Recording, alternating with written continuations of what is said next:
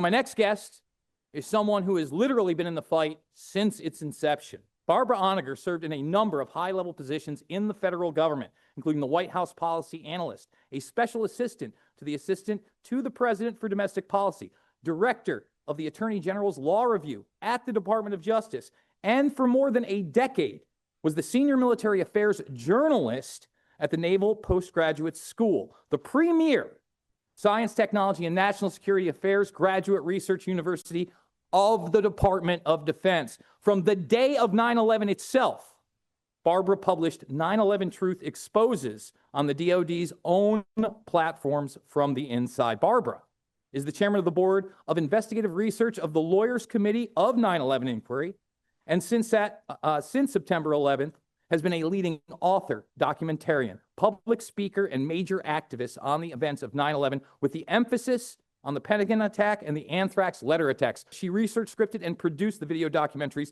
Behind the Smoke Curtain, What Happened at the Pentagon, and What Didn't, and Why It Matters. Also, the 9/11 Museum virtual walking tour, which uses actual exhibit items from the 9/11 Museum at Ground Zero itself to prove the official story is false. Barbara is also the visionary for the third beam spotlight shown in the New York City skyline on the 9th anniversary of the attacks, and became an icon for the architects and engineers for 9/11 Truth and the 9/11 Truth movement worldwide. Barbara is also a national whistleblower. Her pioneering book, October Surprise, the first on the deep story, the deep state story, by the way, of the Iran side of the Iran-Contra scandal, subsequently confirmed by formerly classified documents and deathbed confessions of key conspirators, led to an official congressional reinvestigation funded at the level of the 9/11 Commission. Lastly, Ms. Honegger earned a Bachelor's of Arts degree from Stanford University, a Master of Science in Consciousness Studies from the John F. Kennedy University, and a master's level certification in national security decision-making from the Naval War College. Everybody, Barbara Honegger.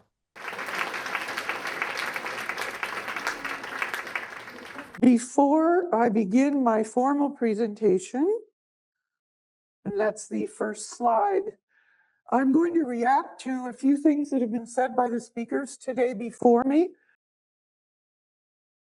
because I have critical information that supports what they said and goes further. And I'm also going to remark about breaking events in the news that are totally relevant to 9/11 and why. So first, Chris Goya, this magnificent speaker for 9/11 Truth, firefighter, he mentioned Operations Northwood, that if anyone questions that our government or elements of it and our military and intelligence community, not necessarily with their first and major loyalty to the United States, I should add, could possibly have killed almost 3,000 people and intentionally caused the World Trade Center to come down only minutes after the radio message that the fires could be put out instantly, that then triggered the controlled demolition that killed 343 American firefighters that had run into the danger. So he mentioned Operation Northwoods. If anyone has any question that elements inside of our government, military, and intelligence superstructure, also called the deep state, but actually I call it the high state, that they could have killed all these people intentionally for geopolitical goals. Just look at Operation Northwoods. Now, there is something about Operation, I'm not going to repeat what Operation Northwoods was, because people will be able to see the video from today, and they will be able to get the details from Chris Goya's presentation. But many people don't know this about Operation Northwoods. Operation Northwoods was overseen by the chairman of the Joint Chiefs of Staff, and all of the other members of the Joint Chiefs of Staff went along with him. His name was General Lyman Lemnitzer, Air Force General Lyman Lemnitzer. And General Lyman Lemnitzer led the Joint Chiefs of Staff in October of 1961 in a war game exercise that was called Sky Shield 2. You can read about this in the U.S. Air Force's formal and official document, a book about what happened on 9/11 from the perspective of inside the United States Air Force. As much as they're willing to tell you, it's called Air War Over America. I highly recommend you buy it on Amazon and read it for yourself. And you will learn that in October of 1961, that General Lyman Lemnitzer and the Joint Chiefs of Staff had a military exercise in which, in preparation for the exercise, every single commercial and private plane across the entire United States was downed. Now, we are told by the 9/11 Commission that the only time that ever happened was 9/11, and that is not true. And what happened to Lyman Lemnitzer when President Kennedy refused his Operation Northwoods proposal? That was literally a template for what they actually did on 9/11, which, if you haven't already figured it out, the Air Force, elements of the Air Force, had to be involved, the United States Air Force. Lyman Lemnitzer was essentially fired by President Kennedy, and he was promoted up to be the head of strategic command in Europe, in NATO. Now, why is NATO so important to 9/11? The only time ever to this moment that Article 5 was triggered by NATO, which requires unanimous agreement by a vote of all of its members. Today, there are 32 members.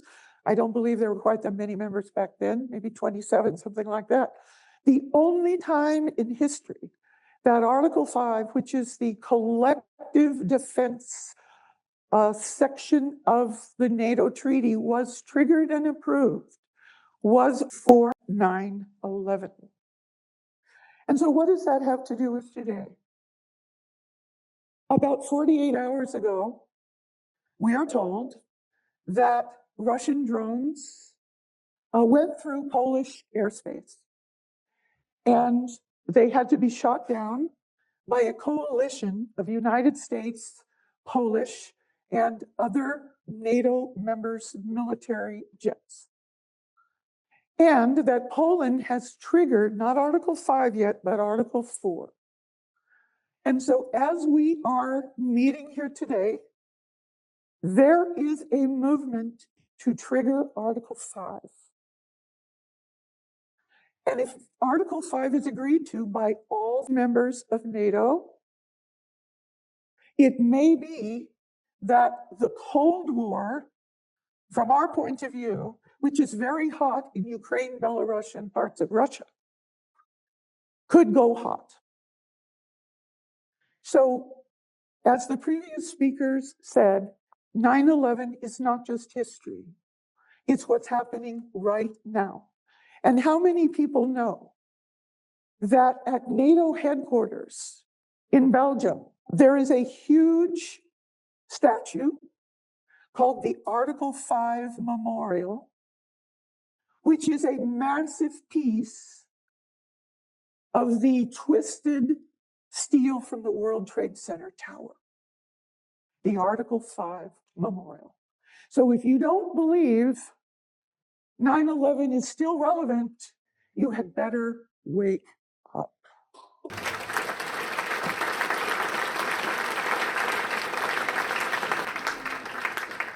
All right, and the only other thing I want to bounce off of before going to my presentation as the board director for the Lawyers Committee of 9/11 Inquiry, which I will do in a moment, is to simply bounce off of something that I believe it was Bill Brinier said in his presentation shortly before mine.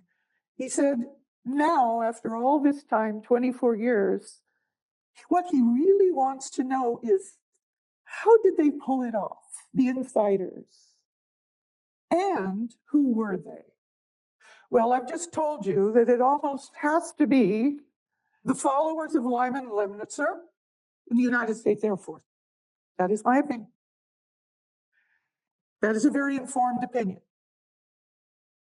And that it was not only the United States, elements of the United States, Bush-Cheney administration at the very top, the political appointees, and top members of our military and intelligence community working with them, who did the actual attacks. But to the more general question, this had to be a plan that went back decades, because the Manhattan Project went back decades in the preparation and the actual preparation. So I'm just going to give you a quote from David Rockefeller. This is in his own memoirs. Very creatively, it's called Memoir. David Rockefeller quotes, "All we," meaning the people that he thinks should run the world for us and kill us if we're in the way of their plans and goals, "all we need is the right catastrophic event to trigger the New World Order." So that should answer Bill Brennier's question in a very general way. All right, now I'm going to go to my plan presentation. All right, first off, the Lawyers Committee for 9/11 Inquiry, of which I am the board chairman, the chairman of the board, we are honored to participate in this conference. We are honored that Senator Ron Johnson and former Representative Kurt Weldon and former Representative Dennis Kucinich, and we hope very soon the entire world will watch this entire presentation on the archives of Redacted. All right, so the title of my presentation, on behalf of the Lawyers Committee, Mick Harrison was hoping to be able to be here. He was scheduled to be on the program, either just before or after me. We were going to divide the time for the Lawyers Committee, and he's not able to come, but we know he's watching. And I just want to thank Mick, everything he has done and will continue to do in the future. So the title of my presentation, and I'm now covering part of what he would do as well as what I had prepared to do anyway. Making history by officializing the 9/11 facts. And you're going to learn specifically what I mean by officializing the facts. But before I go to the next slide, I want to make very, very explicit that you heard from Matt Campbell, whose brother Goff died in World Trade Center 1.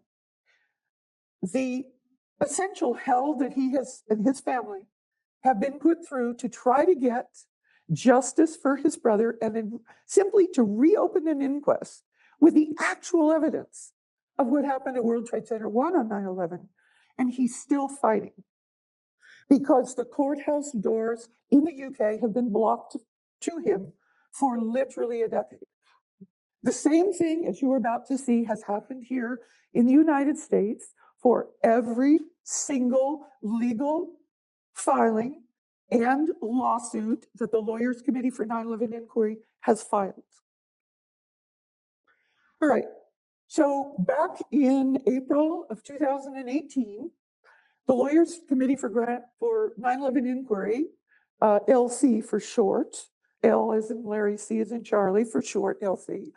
The Lawyers Committee for 9/11 Inquiry filed what we call our World Trade Center 1, 2, and 7 grand jury petition.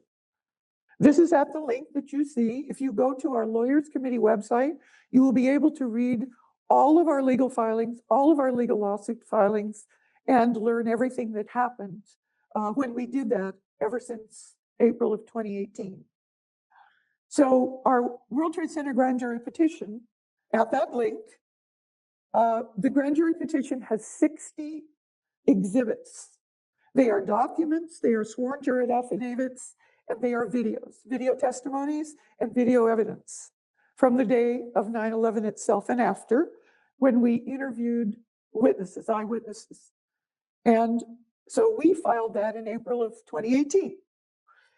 We received That's the evidentiary index. All of this is on our website, LCFOR 911. Just go there. All right. So this is from that website page, the grand jury petition.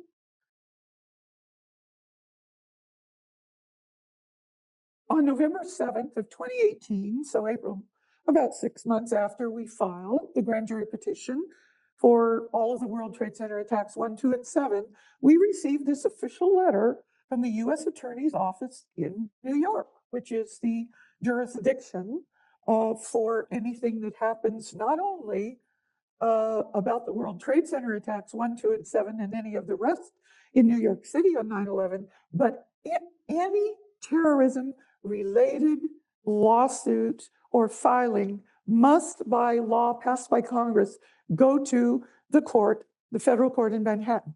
So we get a letter from the U.S. Attorney for the Federal District Court in Manhattan saying, yes, we will obey the law. And there's the law. They cite the law, U.S. Code. There's the number right there.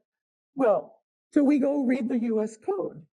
And that U.S. Code says that, yeah, by law, by federal statute, any U.S. attorney who receives credible evidence, which, believe me, ours is and was, receives credible evidence of a federal crime, which obviously all of our 60 evidentiary exhibits prove it was a federal crime, more than one, a whole series of federal crimes, that the U.S. attorney is required to present the evidence to a federal sitting grand jury, a criminal grand jury. And we asked for that to be a special criminal grand jury. And I won't go into why that was important, but we would live with just a regular federal criminal grand jury. So we got this letter. And then we didn't hear anything, and we didn't hear anything, and we didn't hear anything. So our litigation director, Mick Harrison, who wasn't able to be here today, Mick Harrison filed on behalf of the Lawyers Committee Board. We voted that it be filed. We filed a demand that the U.S. Attorney in New York tell us whether he had actually followed that law. Not that he said he was going to back in November of 2018, but had he actually done it? And they refused to tell us. We will not confirm or deny, was basically the answer we got in writing. And so we sued. And we have taken that lawsuit all the way through the appeals court in the Manhattan Federal District, and the door has been closed in our face. We then appealed to the United States Supreme Court, which, like over 99% of everything that is filed with them, they simply didn't take the case. So it popped back to the so far existing decision by the appeals court. So bottom line is, just like for Matt Campbell in the UK, so far, the courthouse door in the United States has been slammed in our face, including for plaintiffs that include Bob McIlvaine and other 9/11 victims' family members, because we were told they don't have standing to sue. But we're not giving up. So what can we do? Now, this is really the meat of my presentation. The Lawyers Committee has filed many other legal actions on the anthrax attacks, on the FBI investigation, so-called, I put that in quotes, because the FBI simply covered up the truth. The FBI held a re-investigation 10 years afterwards and filed another cover-up report. And we filed in U.S. court, in federal court in D.C. to try to get that, to get them to reopen it and to include the evidence for what really happened on 9/11 at the World Trade Centers at that point. And they refused. We had the courthouse door slammed on our face again. So what could we do? What do I mean by officializing the 9/11 facts?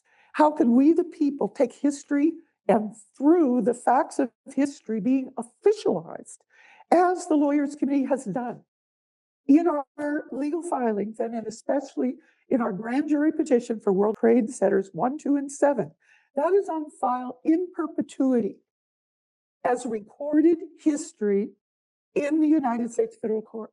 It's not going away. Historians, that's already a victory for 9/11 truth. It is official history. Okay, so we have to take history and through it justice, once it's filed officially, into our own hands. And the Lawyers Committee for 9/11 Inquiry is doing that. And we've been doing that for over a decade. So because official truth, why do we have to officialize the truth? The government is lying and has the authority and the weight of the presumption of truth. So if we officialize the facts, because official truth is a zero-sum game, on those scales of the balance of justice, theirs goes up and ours goes down, and we win. Over time, we will win. I have no doubt about that. The three most important tools that we have to officialize the truth: a re-empowered federal grand jury. Now, just very briefly, as I mentioned, that USC federal law that the U.S. attorney simply told us he was going to abide by, and we have no reason to believe, because they won't tell us, they won't confirm or deny, if they actually then did obey the law and turn our evidentiary exhibits and grand jury petition for World Trade Center 1, 2, and 7 into a federal grand jury, criminal grand jury in New York. They won't tell us if they did. And so it's worthless. That particular statute, the way it's written now, is worthless. And we need people like Ron Johnson and other courageous people, like I'd like to shout out to Representative Massey.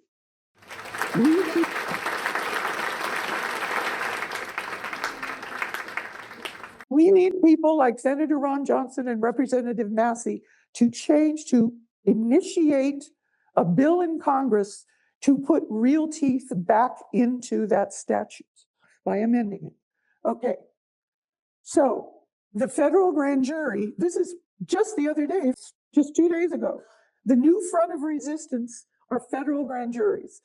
The Supreme Court of the United States has officially ruled, it's on the books, it's the law of the land, that federal grand juries like the one up in New York for all U.S. World Trade Center and 9/11 related crimes, including by our own government agencies, are the fourth people's branch of the entire federal government, co-equal with the courts, including the Supreme Court, the entire Congress, and the President of the United States, the entire executive branch.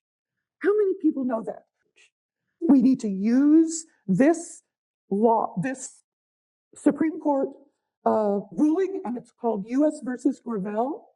The Lawyers Committee for 9/11 Inquiry, in particular myself and Mick Harrison, were centrally and pioneering, instrumental in getting the 28 pages released.